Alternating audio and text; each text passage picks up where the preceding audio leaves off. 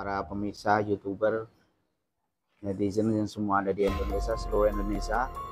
Jadi hari ini alhamdulillah kita sudah melaksanakan sidang perdana untuk kasus Ramdhanu sebagai terdakwa, yang sama-sama kita ketahui bahwa dari Ramdhanu lah akhirnya perkara pembunuhan Subang ini bisa terungkap gitu. Nah, menyambung pertanyaan dari Bang Yahya tadi terkait dengan sidang kemarin yang saudara Ramdhanu yang klien kami sebagai saksi dalam kasus perkara pembunuhan dengan terdakwa saudara Yosef Hidayat, bahwa kami selaku kuasa hukum cukup puas sekali dengan kesaksian yang diberikan oleh klien kami begitu. Artinya apa? Bahwa semua fakta hukum kejadian dari awal sampai akhir proses pembunuhan setelah ini terungkap akhirnya terpapar dengan jelas semua.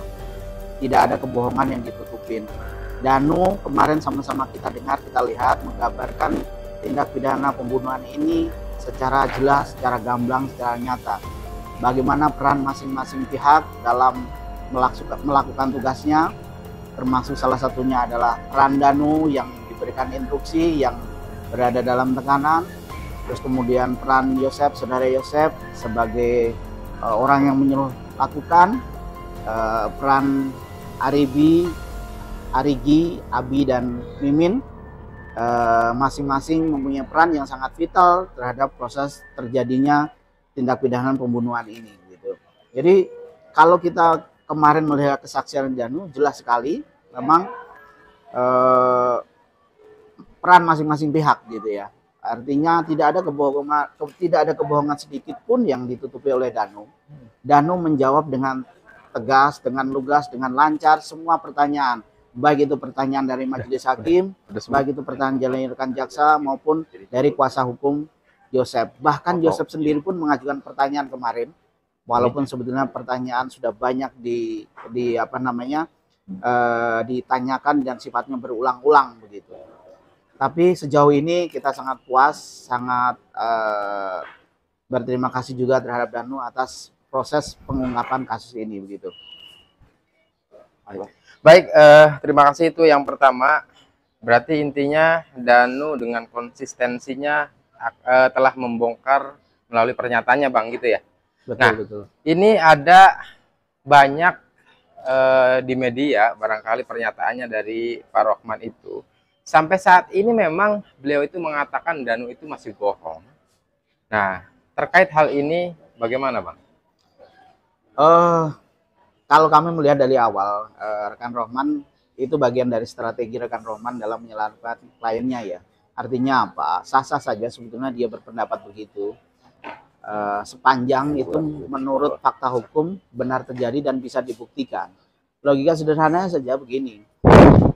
Ketika saksi berbohong dalam persidangan, itu kan ada konsekuensi hukum yang harus diterima oleh saksi tersebut gitu loh. Kalau memang merasa bahwa kesaksian Danu berbohong atau tidak sesuai dengan kejadian nyatanya begitu, silakan saja rekan Rohman atau Yosef selaku pihak yang dirugikan menempuh upaya-upaya yang disediakan oleh undang-undang begitu. Sederhananya saja kan begitu. Jadi jangan juga berbicara di media kesana kesini tentang kebohongan, tentang tidak absahnya, tidak benarnya kesaksian salah satu pihak begitu.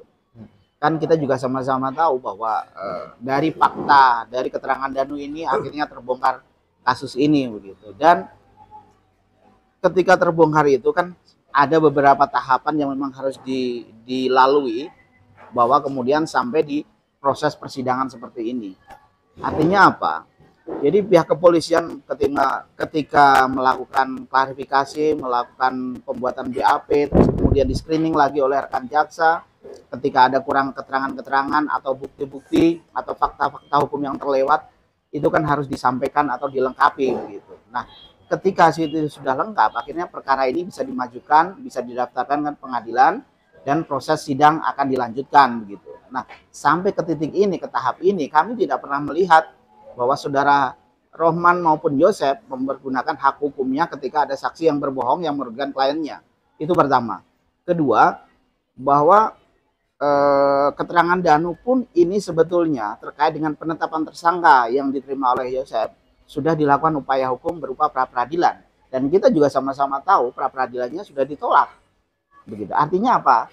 Artinya keabsahan tentang status tersangka si Yosef, tentang proses ini, tentang keterangan-keterangan Danu itu sebetulnya secara administrasi sudah diperkenankan untuk dilanjutkan prosesnya, begitu. Artinya tidak ada kebohongan yang menyertai di dalamnya dan prosesnya bisa tetap dijalankan, gitu. Itu. Oke Pak, ini masih ada kaitannya dengan apa yang Bang Yahya tanyakan nih barusan. Pada saat setelah selesai sidang dalam kesaksian Danu kemarin, Pak Rohman mengatakan bahwa tadi kan sudah dijelaskan terkait bohong, anggapannya masih menganggap bohong. Tetapi ada juga statement yang disampaikan, yaitu katanya satu saksi bukan saksi. Nah, bagaimana menanggapi hal ini dari sebuah statement yang disampaikan oleh kuasa hukum terdakwa, Bang, mengenai hal ini? Baik, kalau istilah hukumnya itu statement Bang Roma itu dikenal dengan nunus testis gitu ya. Artinya satu saksi itu bukan saksi. Tapi perlu dilihat bahwa KUHAP juga mengatur tentang detail untuk menjaga hak-hak masing-masing dari tersangka atau terdakwa, begitu. Nah, di sini satu saksi yang membuka adalah memang Danu, begitu. Tapi kan perlu dilihat juga ada persesuaian antara bukti yang lain. Nah, KUHAP kan mengaturnya bukti itu bukan hanya saksi sebetulnya. Ada bukti kesaksian, ada keterangan, ada petunjuk, ada pendapat ahli, dan ada surat dan seterusnya. Nah, ketika keterangan Danu kemudian dielaborasi dengan bukti yang didapat oleh rekan penyidik, yakni visum, yakni bukti alat bukti-bukti yang lain, begitu, misalnya alat untuk melakukan tindak pidana kejahatan, begitu ya. Kita kemarin melihat pada saat rekonstruksi itu ada sarung golok, terus kemudian ada ember, terus kemudian ada pakaian ya, kalau ya ada pakaian dan banyak hal lain yang kemudian itu ketika dijajarkan itu menjadi satu kesatuan yang membuat cerita, yang membuat bukti itu bisa berbicara, dan sampailah kepada kesimpulan bahwa ini tindak pidana dilakukan dengan cara seperti ini, begitu. Dan itu sudah diaminkan oleh oleh pra-peradilan, proses pra-peradilan yang diajukan oleh Yosef, gitu loh. Artinya apa? Alat bukti, keterangan saksi yang didapatkan dalam proses penyidikan dan penyidikan itu sudah absah, sudah sah menurut hukum, karena proses pra-peradilannya digagalkan di situ, ditolak di situ, gitu. Nah, itu catatan kami adalah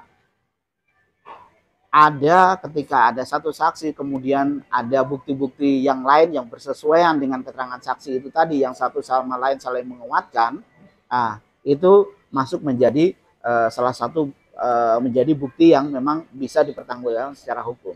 Itu pertama. Kedua, ada juga keterangan saksi yang lain yang memang menerangkan tentang adanya pembunuhan itu, walaupun pada saat keterangan saksi itu terjadi ya, pada saat setelah kejadian tindak pidana itu, gitu. Misalnya keterangan dari kakak-kakaknya almarhum atau wawanya almarhum ya, Teh Lilis, Teh Ida, dan yang lain, begitu, itu menjelaskan bagaimana kalau kita melihat kemarin ya, mendengar kemarin kesaksian mereka bertiga ini, dari cerita Danu itu memang ini Yosef sebetulnya ketika setelah terjadi pembunuhan, Yosef secara sadar dan tidak sadar menceritakan kepada ketiga orang saksi ini, begitu, bahwa pelakunya adalah si A, si B, C, begitu.